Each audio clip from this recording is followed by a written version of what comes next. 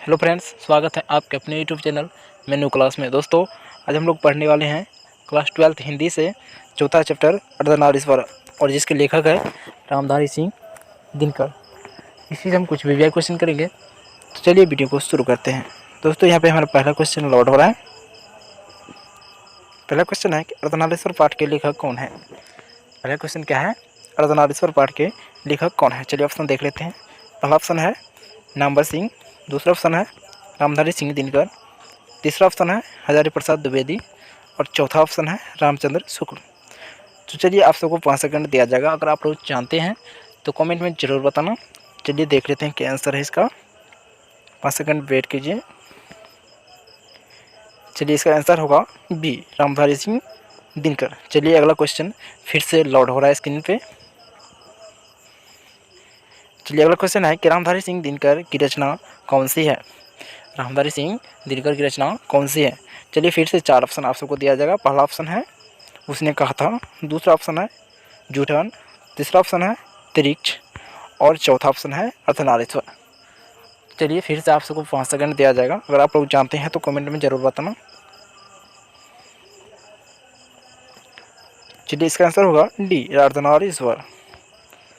चलिए फिर से अगला क्वेश्चन स्क्रीन पर लोड हो रहा है। अगला क्वेश्चन है कि दिनकर जी का जन्म बिहार के किस ज़िले में हुआ था। दिनकर जी का जन्म बिहार के किस ज़िले में हुआ था।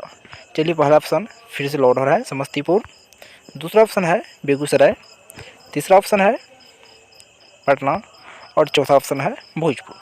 तो चलिए फिर से 5 सेकंड वेट कर लेते हैं। इसका आंसर क्या होगा। इसका आंसर होगा बी, बेगूसराय। चलिए फिर से अगला क्वेश्चन स्क्रीन पर लोड हो रहा है। अगला क्वेश्चन है कि अर्धनारीश्वर में किस गुण का समन्वय है। अर्धनारीश्वर में किस गुण का समन्वय है। चलिए फिर से ऑप्शन, पहला ऑप्शन है नारी के, दूसरा ऑप्शन है पुरुष के, तीसरा ऑप्शन है नारी और पुरुष दोनों के और चौथा ऑप्शन है इनमें से कोई नहीं। तो चलिए फिर से 5 सेकंड वेट कर लेते हैं। इसका आंसर क्या होगा। इसका आंसर होगा सी, नारी और पुरुष दोनों के। चलिए 5 नंबर क्वेश्चन फिर से लोड हो रहा है स्क्रीन पे। क्वेश्चन है कि दिनकर जी का पहली काव्य पुस्तक कौन सी है। दिनकर जी का पहली काव्य पुस्तक कौन सी है। चलिए पहला ऑप्शन है कुरुक्षेत्र, दूसरा ऑप्शन है हुंकार, तीसरा ऑप्शन है रसवंती और चौथा ऑप्शन है प्रणभंग। तो चलिए फिर से 5 सेकंड वेट कर लेते हैं। इसका आंसर क्या होगा। इसका आंसर जो होगा डी, यानी प्रणभंग। चलिए फिर से अगला क्वेश्चन स्क्रीन पर लोड हो रहा है। अगला क्वेश्चन है कि दिनकर जी की पहली कविता किस पत्रिका में प्रकाशित हुई। दिनकर जी की पहली कविता जो है वो किस पत्रिका में जो है प्रकाशित हुई। चलिए पहला ऑप्शन है छात्र सहोदर, दूसरा ऑप्शन है छात्र पत्रिका, तीसरा ऑप्शन है छात्र मित्र और चौथा ऑप्शन है इनमें से कोई नहीं। तो चलिए आप सबको फिर से 5 सेकंड दिया जा रहा है। अगर आप लोग जानते हैं तो कमेंट में बता दीजिए दोस्तों। चलिए इसका आंसर होगा ए, छात्र सहोदर।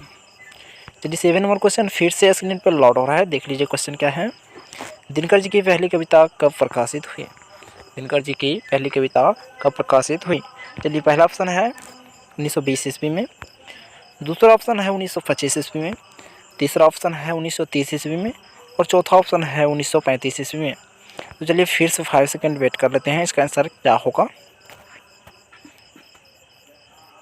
चलिए इसका आंसर होगा पी, 1925 ईस्वी में। चलिए 8 नंबर क्वेश्चन फिर से स्क्रीन पे लोड हो रहा है। 8 नंबर क्वेश्चन है कि दिनकर जी के अनुसार यदि पति विचार है तो पत्नी क्या है। दिनकर जी के अनुसार पति विचार है तो पत्नी क्या है। तो चलिए पहला ऑप्शन फिर से लोड हो गया, विधु, दूसरा ऑप्शन है समझ, तीसरा ऑप्शन है भावना और चौथा ऑप्शन है इनमें से कोई नहीं। तो चलिए फिर से 5 सेकंड वेट कर लेते हैं। चलिए इसका आंसर होगा सी, भावना। चलिए 9 नंबर क्वेश्चन फिर से स्क्रीन पर लोड हो रहा है। अगला क्वेश्चन है कि बुद्ध और महावीर ने नारियों को कौन सा अधिकार दिया।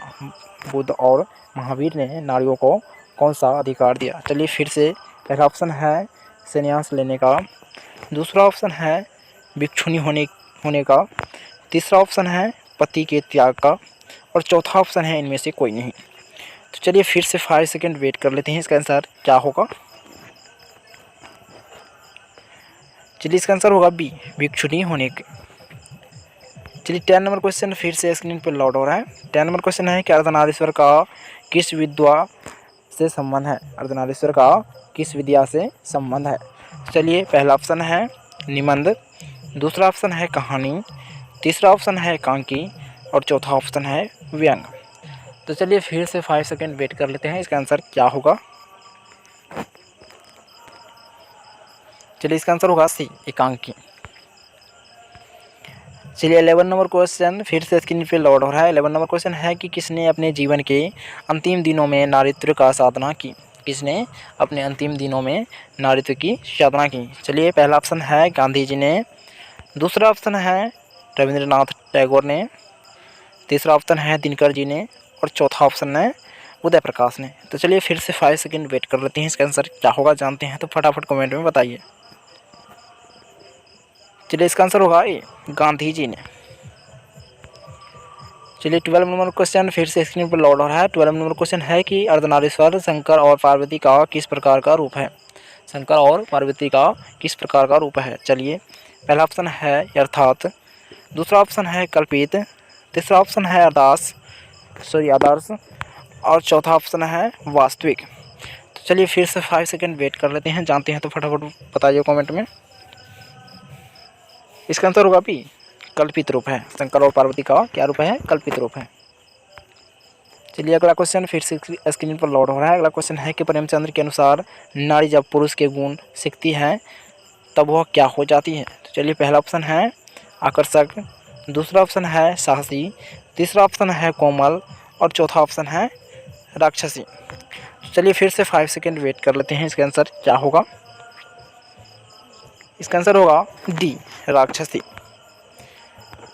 चलिए अगला क्वेश्चन फिर से स्क्रीन पर लोड हो रहा है। अगला क्वेश्चन है कि दिनकर को किस कृति पर भारतीय ज्ञानपीठ पुरस्कार प्राप्त हुआ। चलिए पहला ऑप्शन है अर्धनारीश्वर, दूसरा ऑप्शन है उर्वशी, तीसरा ऑप्शन है हुंकार और चौथा ऑप्शन है कुरुक्षेत्र। तो चलिए फिर से 5 सेकेंड वेट कर लेते हैं, इसका आंसर क्या होगा। इसका आंसर होगा बी, उर्वशी पर दिनकर जी को ज्ञानपीठ पुरस्कार मिला था। दोस्तों अगर आप लोग चाहते हैं कि इसी तरह की वीडियो आप सबको मिलता रहे तो इस चैनल को सब्सक्राइब कर लीजिए और टेलीग्राम भी ज्वाइन कर लीजिए।